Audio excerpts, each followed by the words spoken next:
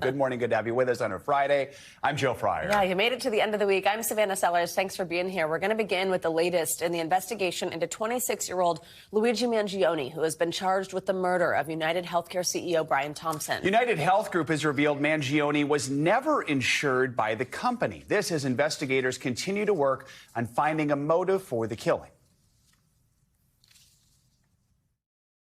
He posted x-rays of screws being inserted into his spine. So the injury that he suffered was a life-changing, life-altering injury, and that's what may have put him on this path. NYPD investigators are also piecing together the timeline of events for Mangione leading up to and after the deadly shooting in Midtown Manhattan. Mangione remains in custody in a maximum security prison in Pennsylvania. An extradition hearing is scheduled for December 30th.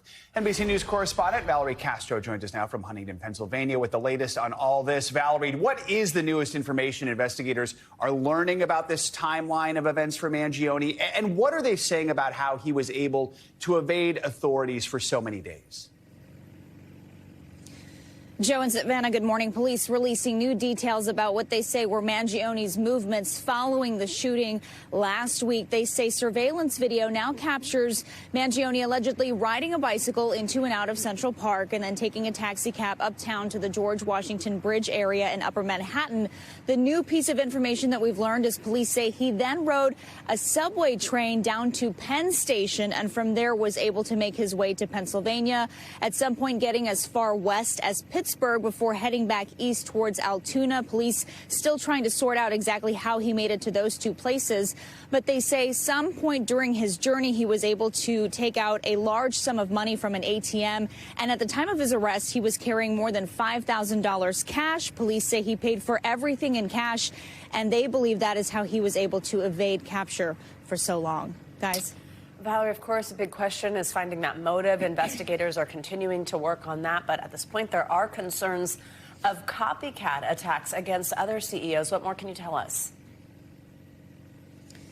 Yes, Savannah, we've heard about some concerning posters that were found in Manhattan earlier this week, wanted posters featuring the photos of two CEOs from different health insurance companies. The posters allegedly accusing, quote, the CEOs denying medical care for corporate profit. It's unclear who is behind those posters. We've also heard from a UnitedHealthcare employee who wished to remain anonymous, telling NBC News that they and other employees have been receiving threats via phone, people calling in to complain about their claims and at the same time issuing some sort of threats.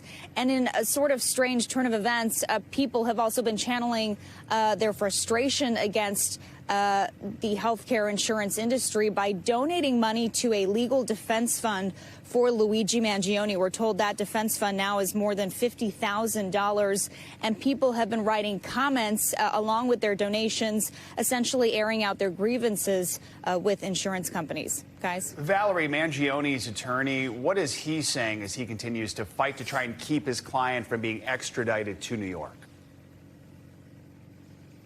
Well, we know that yesterday he filed a petition, a writ of habeas corpus, essentially arguing that Mangione is being unlawfully detained. We know he's being held without bail.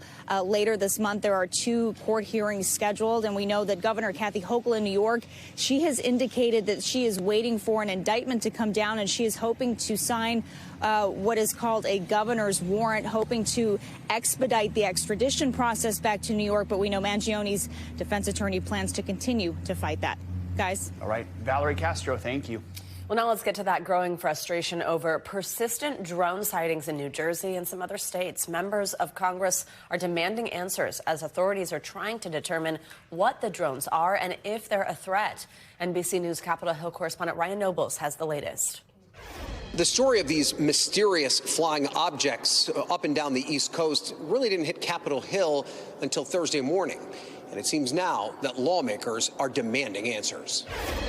This is over my house right now. as mysterious drones continue to pop up in the skies over the East Coast. Now it's hovering over my other neighbor's house. Lawmakers in Washington are growing frustrated that the Biden administration isn't explaining what they are. You see the internet's running wild with conspiracy theories, and do you feel like the administration needs to fill that void? Well, I think they should get out something as quickly as they can. Theories are running wild about what the flying objects may be. One New Jersey congressman said they were being launched by an Iranian mothership off the Atlantic coast.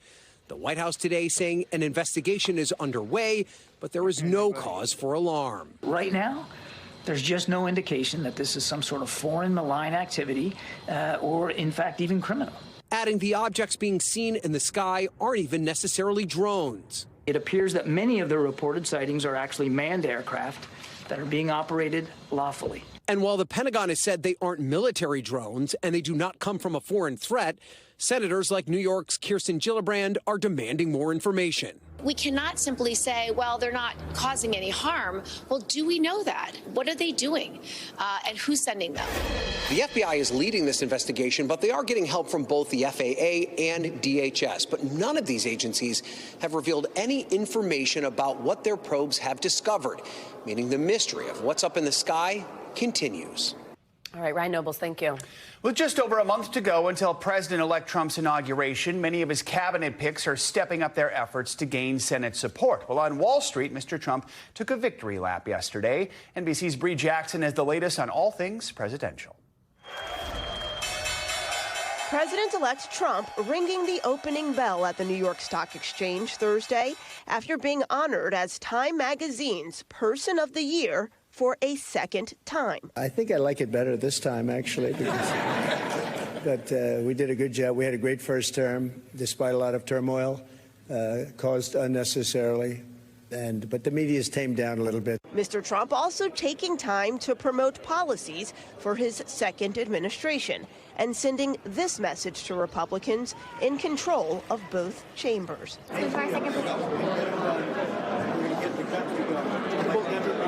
As President-elect Trump prepares to return to the White House, President Biden is marking his final weeks in office with an historic move, pardoning 39 people and commuting close to 1,500 sentences for people convicted of nonviolent crimes.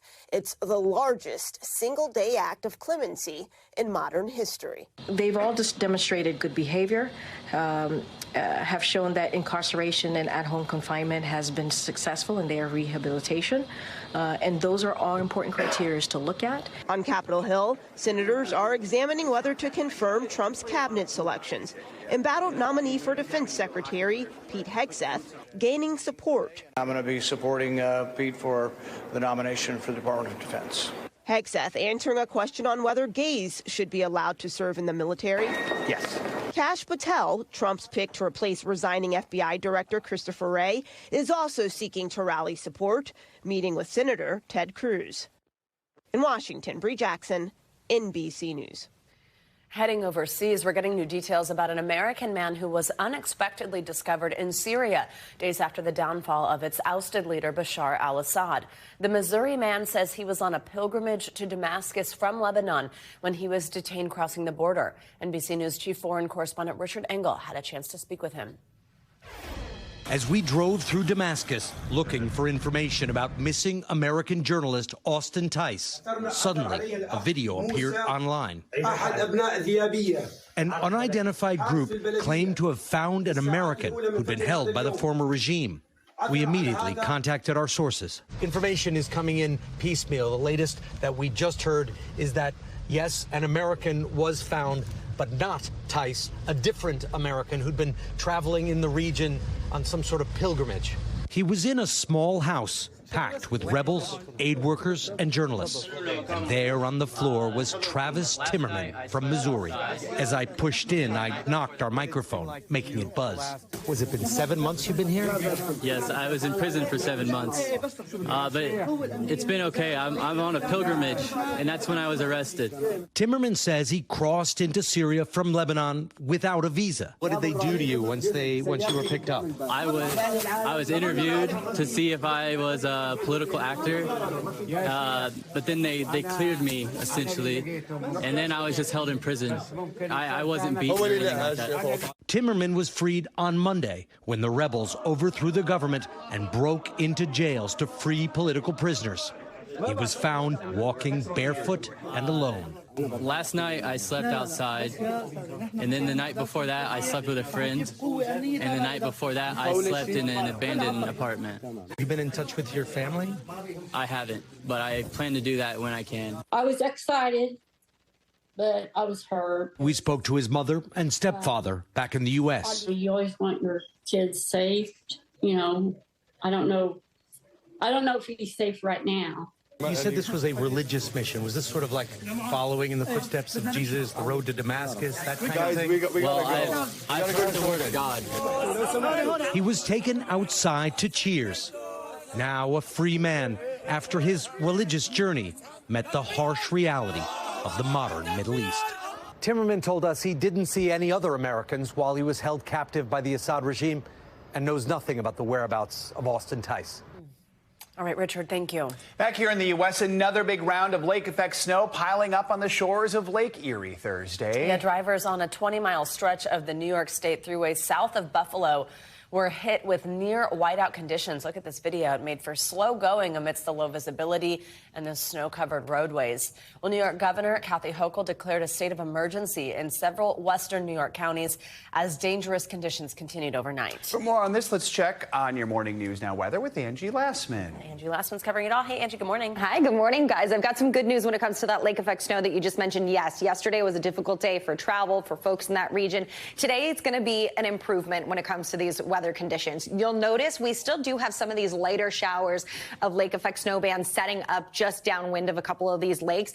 We are still going to see some of these alerts staying in effect, and we've got a bit of snow working across parts of Ohio and Pennsylvania, but a lot of this is going to start to wrap up here, and we'll see some better conditions here as the day goes on. Still going to see these alerts in effect, again, downwind of Erie and Ontario, and specifically Lake Ontario. That's where we'll see some additional snowfall from that same kind of band, at least through tonight, and then we'll really see some milder conditions settling in here as the weekend goes on. But between now and then, potentially up to another foot of snow. This going to make things difficult right in that same region that, of course, has been in and out of the snow for the past 24 hours or so and dealing with those difficult conditions. Meanwhile, more layers and more layers are going to be needed across parts of the upper Midwest. Look at these temperatures right now. -1 is the actual temperature in Minneapolis. You add in the wind and it is feeling like 13 below, 7 below for what it feels like in Chicago at this hour. Even if you go out towards Roanoke, 28 degrees, that's your temperature right now. So extra layers as far south as St. Louis, Nashville, you're into the 20s and the 30s.